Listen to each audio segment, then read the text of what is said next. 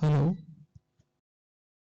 BSc part first के सभी students का आज की ऑनलाइन क्लास में हार्दिक स्वागत है और आपका इस महाविद्यालय में एडमिशन हुआ है, इसके लिए आपको बहुत बहुत बधाई। आपने स्कूली शिक्षा छोड़ करके कॉलेज शिक्षा में आप यहाँ पर पार्टिसिपेट्स करेंगे, तो आपको इस नवाचार के लिए बहुत बहुत बधाई।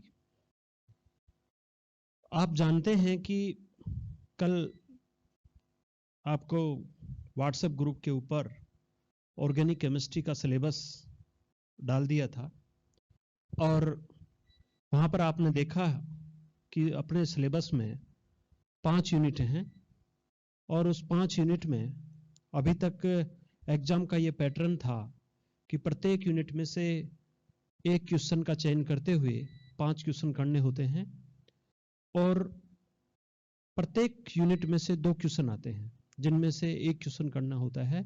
इस तरीके से पेपर में 10 क्वेश्चन आते हैं और उस 10 क्वेश्चन में आपको 5 क्वेश्चन करना होता है।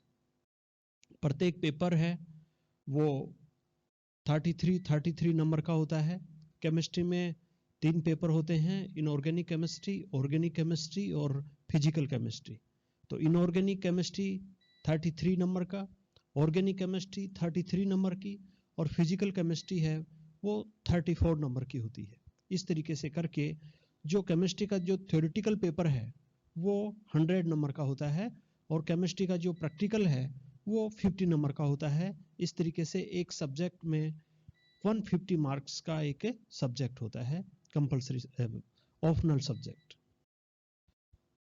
इसके साथ ही मैं आपको ये बताना चाहूँगा कि जो केमिस्ट्री है जो आप पढ़ने जा रहे हैं, inorganic chemistry, organic chemistry, physical chemistry, तो वो जैसे अलग अलग स्ट्रीम की केमिस्ट्री हैं।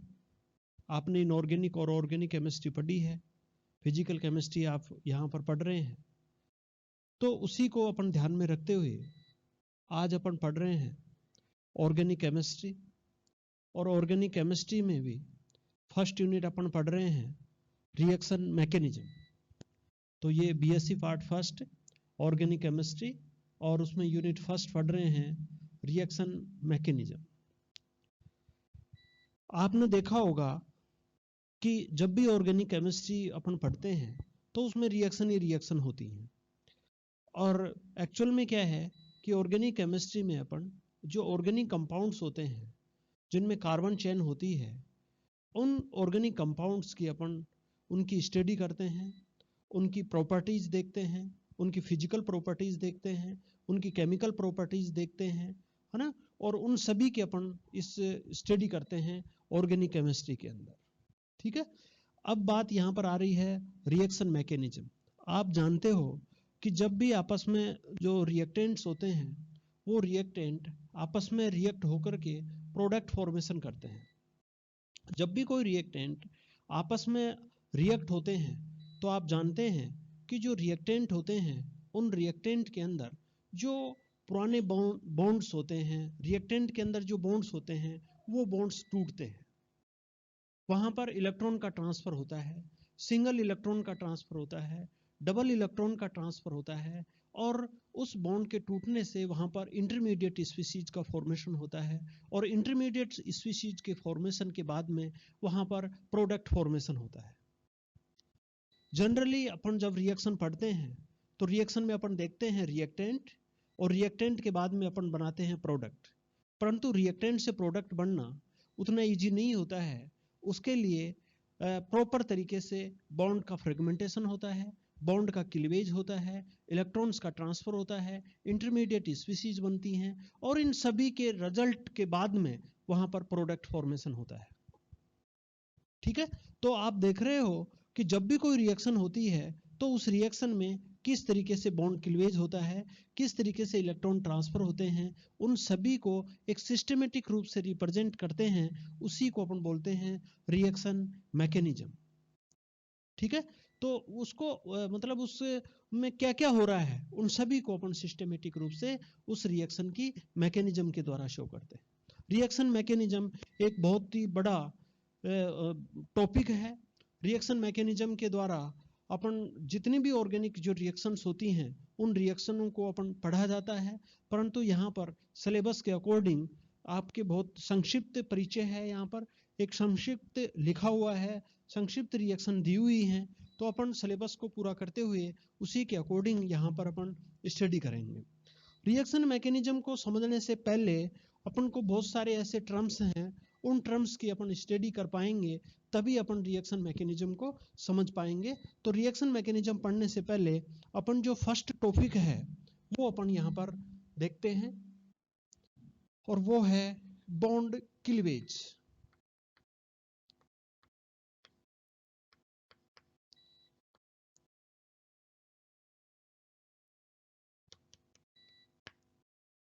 बॉन्ड क्लीवेज, बंध विदलन। बंध विदलन है ये आपने अभी मैंने कहा था कि कोई भी जो रिएक्टेंट्स है, ऐसा नहीं हो सकता कि रिएक्टेंट है और वो तुरंत किस में बदल गया, प्रोडक्ट में बदल गया, या रिएक्टेंट है और वो अचानक प्रोडक्ट में बदल गया। इस तरीके से पॉसिबल नहीं होता है। रिएक्टेंट्स हैं, उस रिएक्टेंट के अंदर बॉन्ड का क्लीवेज होगा। रिएक्टेंट के अंदर जो एटम्स हैं, उन एटम्स के बीच में जो बॉन्ड्स बने हुए हैं वो बॉन्ड टूटेंगे, और वो बॉन्ड टूटेंगे तभी ही जाकर के प्रोडक्ट का क्या होगा, फॉर्मेशन होगा। तो आप अब अपन यहाँ पर ये पढ़ने जा रहे हैं कि जो भी रिएक्टेंट्स होते हैं, जिन रिएक्टेंट्स के अंदर जो एटम्स होते हैं, उन एटम्स के बीच में किस तरीके से बॉन्ड होते हैं, और वो जो बॉन्ड होते हैं वो ड्यूरिंग द रिएक्शन, अभिक्रिया के दौरान वो बॉन्ड किस तरीके से टूटते हैं। ठीक है, तो जो बॉन्ड किस तरीके से टूटते हैं उसी को अपन बोलते हैं बॉन्ड क्लीवेज, बॉन्ड विदलन, या बॉन्ड का टूटना। ठीक है, तो यहाँ पर आप देखते हैं कि जैसे मान लीजिए ये रिएक्टेंट है ए बी प्लस सी, ये दो रिएक्टेंट हैं और ये आपस में रिएक्शन करके यहाँ बनाते हैं ए सी प्लस बी। तो यहाँ ये रिएक्टेंट है, इसके अंदर ये दो एटम्स हैं, इन दो एटम्स के बीच में क्या है, बॉन्ड है ना, ये रिजेंट है। ये यहाँ पर बॉन्ड का क्या होगा, टूटेगा, और बॉन्ड टूट करके बी और सी के अंदर ए और सी के बीच में बॉन्ड फॉर्मेशन होगा, और बॉन्ड फॉर्मेशन से यहाँ पर क्या बनेगा, प्रोडक्ट बनेगा। ठीक है, तो आप देख रहे हो कि यहाँ पर ये जो रिएक्टेंट्स हैं, उन रिएक्टेंट के अंदर जो बॉन्ड है, उस बॉन्ड का टूटना है, वो क्या कहलाता है, बॉन्ड क्लीवेज कहलाता है। ठीक है, अब यहाँ पर अपन पढ़ते हैं कि जो बॉन्ड क्लीवेज है वो कितने टाइप का होता है, किस किस टाइप से बॉन्ड है वो यहाँ पर टूटता है। तो यहाँ पर सबसे ये दो टाइप्स के होते हैं, जैसे आप पहले देखेंगे होमोलाइटिक क्लीवेज।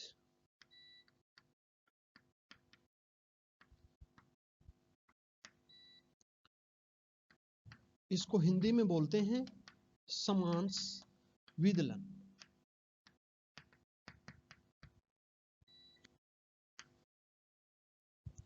होमोलाइटिक क्लीवेज, समांश, इसके नाम से लग रहा है समांश, समान अंश।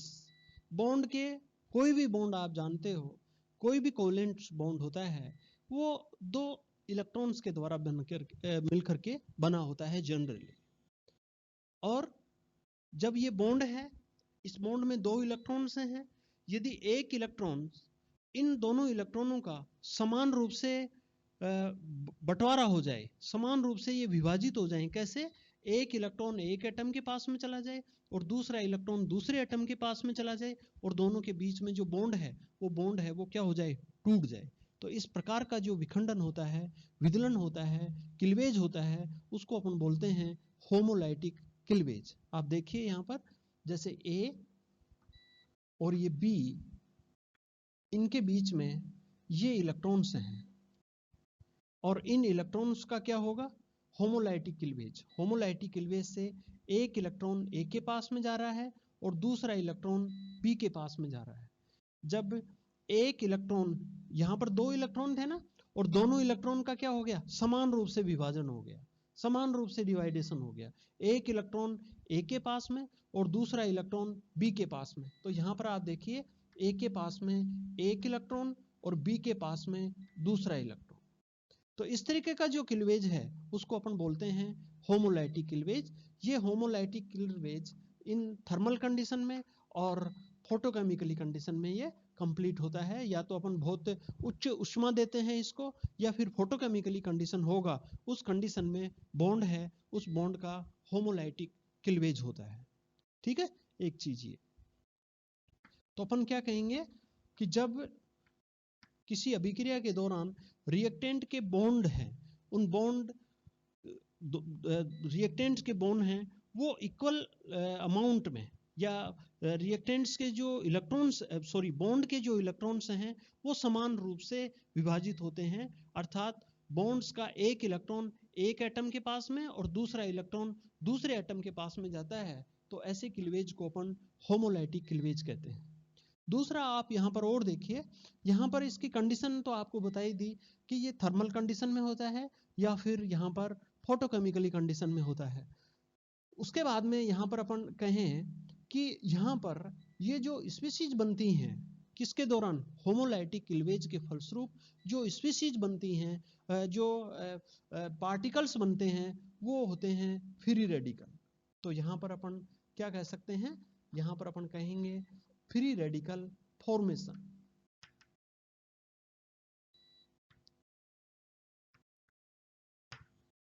मुक्त मूलक निर्माण, मतलब मुक्त मूलक यहाँ पर बनते हैं।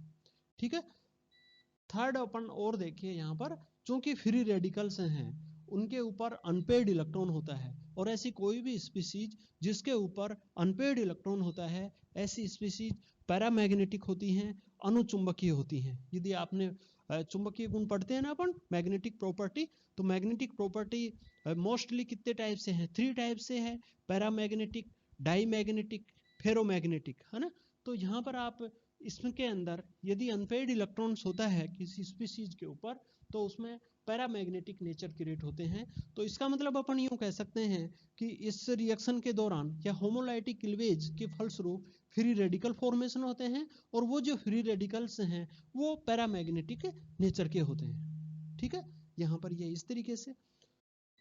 तो यहाँ पर ये होमोलाइटिक क्लीवेज है।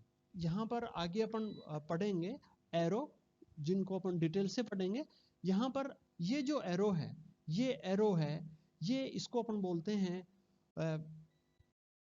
Single headed arrow. ठीक है, और यहाँ पर ये जो सिंगल हेडेड एरो होता है, ये एक इलेक्ट्रॉन के ट्रांसफर को क्या कर रहा है, शो कर रहा है। यहाँ पर इसका मतलब है कि एक इलेक्ट्रॉन ही ए एटम के ऊपर जा रहा है, और इसका मतलब है कि ये एक इलेक्ट्रॉन ही बी एटम के ऊपर जा रहा है। तो इस तरीके से आप होमोलाइटिक क्लीवेज हैं उस होमोलाइटिक क्लीवेज को एक्सप्लेन कर सकते हैं।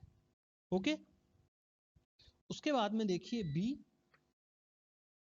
हाँ इसका एग्जाम्पल दे दें। जैसे क्लोरीन को यदि आप हम फोटोकेमिकली कंडीशन में रखते हैं, तो वहां पर आप देखते हैं कि इस तरीके से अनपेड इलेक्ट्रॉन युक्त क्लोरीन क्या बनते हैं, मुक्त मूलक बनते हैं, फ्री रेडिकल्स बनते हैं। तो ये जो बॉन्ड है, इस बॉन्ड का क्या होता है, होमोलाइटिक क्लीवेज होता है। ठीक है, इसी तरीके से इसकी और एग्जांपल के रूप में आगे अपन देखेंगे, जैसे हेलोजिनेशन ऑफ एल्केन। तो एल्केन का जो हेलोजिनेशन है, उस हेलोजिनेशन के अंदर जो मैकेनिज्म होती है वो फ्री रेडिकल मैकेनिज्म होती है, और फ्री रेडिकल फॉर्मेशन कब होता है, होमोलाइटिक क्लीवेज के दौरान। तो आप देखेंगे कि होमोलाइटिक क्लीवेज के दौरान बहुत सारी केमिकल रिएक्शंस होती हैं। बहुत सारी केमिकल रिएक्शंस में जो रिएक्टेंट्स हैं, उस रिएक्टेंट्स में होमोलाइटिक क्लीवेज के द्वारा बॉन्ड का क्लीवेज होता है। ओके, उसके बाद में यहाँ पर दूसरा अपन देखते हैं हेटेरोलाइटिक क्लीवेज।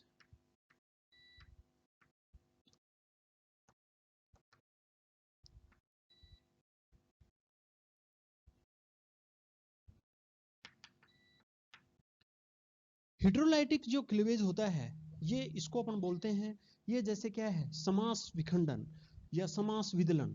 इसको अपन क्या कहेंगे, असमास विखंडन। क्या कहेंगे, असमास विखंडन या असमास विदलन। जैसे वहां पर नाम से ही लग रहा था, समास समान अंश, और यहां पर क्या है, असमांश असमान अंश। असमान का मतलब दोनों बॉन्ड के दोनों इलेक्ट्रॉनों का समान रूप से विभाजन नहीं हो रहा है।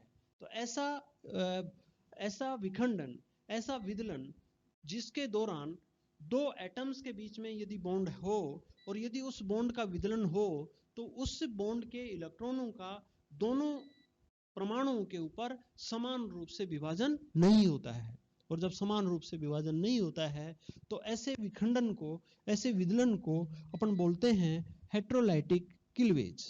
ठीक है, यहाँ पर इसको भी अपन एक सिंपल एग्जांपल के द्वारा देख सकते हैं। जैसे ए और बी, यहाँ पर भी ये रिएक्टेंट है और इस रिएक्टेंट्स में आप यहाँ पर देखिए ये इलेक्ट्रॉन्स और ये इलेक्ट्रॉन्स हैं, ये देखिए इस तरीके से। तो यहाँ पर ए के ऊपर क्या है, माइनस चार्ज, और बी के ऊपर क्या है, प्लस चार्ज। आप यहाँ पर देख पा रहे हो कि ये दोनों जो इलेक्ट्रॉन्स हैं, ये दोनों इलेक्ट्रॉन्स एक एटम के ऊपर ही जा रहे हैं, एक के ऊपर ही जा रहे हैं। तो जिस एटम के ऊपर दोनों इलेक्ट्रॉन जाएंगे उस एटम के ऊपर नेगेटिव चार्ज आएगा, और जिस एटम को छोड़ करके ये दोनों इलेक्ट्रॉन जा रहे हैं उस एटम के ऊपर यहाँ पर पॉजिटिव चार्ज आ रहा है। ठीक है, तो आप देख रहे हो दोनों इलेक्ट्रॉन समान रूप से विभाजित नहीं होकर के दोनों इलेक्ट्रॉन किसी एक ही एटम के ऊपर चले जाते हैं। आगे अपन देखेंगे कौन से एटम के ऊपर जाते हैं। सीधी सी बात है, जो मोर इलेक्ट्रोनेगेटिव एटम होता है, जिसकी इलेक्ट्रॉन अट्रैक्शन की पावर ज्यादा होती है, उस एटम के ऊपर, वो जो एटम होता है उसकी इलेक्ट्रॉन अट्रैक्शन पावर ज्यादा होती है, तो इलेक्ट्रॉन्स हैं वो उसी के ऊपर जाते हैं। ठीक है, तो यहाँ पर जैसे मान लीजिए अपन क्या कह सकते हैं, A is more electronegative than B. तो यहाँ ए है, उसकी जो इलेक्ट्रोनेगेटिविटी है वो बी से क्या है, ज्यादा है, और उस कारण से यहाँ पर ए के ऊपर नेगेटिव चार्ज और बी के ऊपर यहाँ पर पॉजिटिव चार्ज आ रहा है। ठीक है, ये जो इस तरीके का जो विखंडन है, ऐसा विखंडन है वो इन प्रेजेंस ऑफ सॉल्वेंट में होता है। वहां पर यदि आप सॉल्वेंट ले रहे हो इस तरीके का, जैसे पोलर सॉल्वेंट ले रहे हो, SN1 मैकेनिज्म आपने पढ़ी होगी सीनियर क्लास में, कि वहां पर अपन यदि एल्किल हैलाइड है और उसके अंदर अपन पोलर सॉल्वेंट डाल देते हैं तो वहां पर अपने को कार्बोकैटायन प्राप्त होता है। तो यहाँ पर भी आप देख रहे हो कि होमोलाइटिक क्लीवेज के दौरान यहाँ पर अपने को कैटाइन और यहाँ पर क्या प्राप्त होते हैं, एनाइन प्राप्त होते हैं, और ये किसके इफेक्ट में होता है, सोलवेंट के प्रभाव में होता है। तो यहाँ पर अपन लिख सकते हैं कि सोलवेंट है उसकी प्रेजेंस में ये कैटाइन और एनाइन के अंदर चेंज हो जाते हैं। ओके, उसके बाद में यहाँ पर जो दूसरी चीज है अपन क्या लिख सकते हैं कि यहाँ पर कैटाइन एंड एनाइन फॉर्मेशन, यहाँ पर कैटाइन और एनाइन का क्या होता है, फॉर्मेशन होता है। कैटाइन भी बनते हैं और उसके साथ साथ क्या बनते हैं, एनाइन्स भी बनते हैं। ठीक है, इसी को अपन आगे बढ़ाते हुए इसी को अपन ऊपर लिख दें। यहाँ पर देखिए ये तो अपन सिंपली प्रदर्शित किया है, ए और बी कोई एटम है उनके द्वारा अपन इसको सिंपली प्रदर्शित किया है। यदि यहाँ पर अपन देखें कि जैसे मान लीजिए CH3 C CH3 CH3 Cl, ये तृतीयक ब्यूटिल क्लोराइड है, और यहाँ पर यदि अपन पोलर सॉल्वेंट डाल देते हैं तो आप यहाँ पर देख रहे हो कि ये जो बॉन्ड है, ये बॉन्ड कार्बन और क्या है, क्लोरीन का बॉन्ड है। यहाँ पर आप देखेंगे कि chlorine is more electronegative atom than carbon atom, और इस कंडीशन में जो chlorine atom attract the bond electrons. ठीक है, और यहाँ पर ये जो बॉन्ड है इस बॉन्ड का हेटेरोलाइटिक क्लीवेज होता है, और हेटेरोलाइटिक क्लीवेज के दौरान इस बॉन्ड के इलेक्ट्रॉन्स हैं वो यहाँ पर क्लोरीन एटम के ऊपर आते हैं, और क्लोरीन एटम के ऊपर आएंगे तो यहाँ पर CH3 C CH3 CH3 positive charge, समझ रहे हो ना। यहाँ से इलेक्ट्रॉन इधर आ गए तो इधर इलेक्ट्रॉन्स की क्या हो गई, कमी हो गई, इधर इलेक्ट्रॉन्स की डेफिशिएंसी हो गई। और जब वहां पर इलेक्ट्रॉन डेफिशिएंट हो जाता है, वहां पर इलेक्ट्रॉन्स नहीं रहते हैं, तो इलेक्ट्रॉन नहीं रहने का नाम ही क्या है, पॉजिटिव चार्ज। ठीक है, तो यहाँ से इलेक्ट्रॉन आ गए तो यहाँ पर पॉजिटिव चार्ज, और यहाँ पर अपन देखेंगे Cl माइनस क्लोराइड आयन बन रहा है जो एक क्या है, एनाइन है।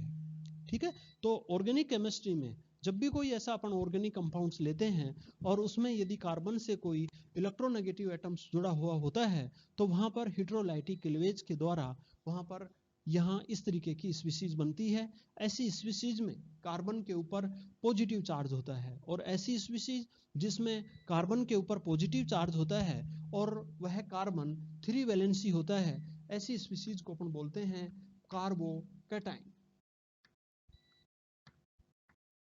ठीक है, तो ये क्या है, कार्बोकैटायन स्पीशीज है। इसी का अपन दूसरा एग्जांपल ले लें अपन यहाँ पर इसी तरीके से, जैसे RLI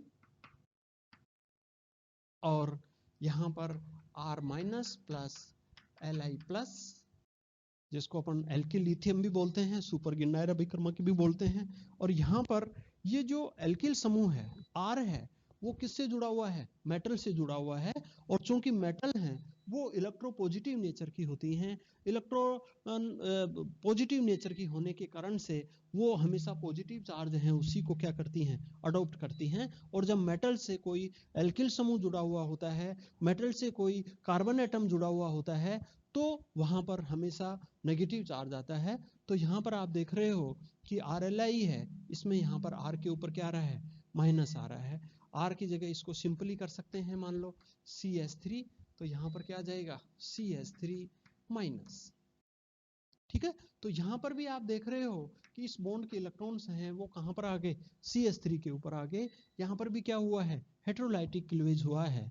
तो यहाँ पर ये जो स्पीशीज है, जिस स्पीशीज में कार्बन की 3 वैलेंसी होती हैं और जिस स्पीशीज में कार्बन के ऊपर नेगेटिव चार्ज आता है, ऐसी स्पीशीज को अपन बोलते हैं कार्ब एनाइन। ठीक है, तो आप यहाँ पर देख रहे हो कि जो हेटेरोलाइटिक क्लीवेज है, यदि उसको अपन ऑर्गेनिक केमिस्ट्री में अप्लाई करें, ऑर्गेनिक रिएक्शंस के ऊपर अप्लाई करें, तो अपन यूं कह सकते हैं कि हेटेरोलाइटिक क्लीवेज के दौरान कार्बोकैटायन और कार्बोएनाइन फॉर्मेशन होता है। ठीक है, आगे अपन कार्बोकैटायन और कार्बोएनाइन का डिटेल से पढ़ेंगे। अभी अपन यही देखते हैं कि कार्बोकैटायंस क्या हैं और कार्बोएनाइन क्या हैं, और कार्बोकैटायन और कार्बोएनाइन किस तरीके के क्लीवेज के कारण से यहाँ पर प्राप्त होते हैं। तो ये हेटेरोलाइटिक क्लीवेज के द्वारा कार्बोकैटायन और कार्बोएनाइन है वो हमें प्राप्त होते हैं। ठीक है, तो इस तरीके से ये 2 टाइप के क्लीवेज हैं, एक होमोलाइटिक क्लीवेज और एक हेटेरोलाइटिक क्लीवेज। तो आज के जो इंट्रोडक्शन पार्ट है, आज का जो इंट्रोडक्शन क्लास है ऑर्गेनिक केमिस्ट्री में, आज अपन इतना ही पढ़ते हैं। कल से अपन इसको और भी आगे डिटेल से पढ़ते जाएंगे। आप ऑनलाइन क्लास लेते रहिए और अपनी बुक्स खरीद लीजिए। यहाँ पर किसी भी राइटर्स की बुक मिल जाएगी, आप वो बुक खरीद करके और कंटिन्यू अपनी पढ़ाई कंटिन्यू रखिए। Thank you.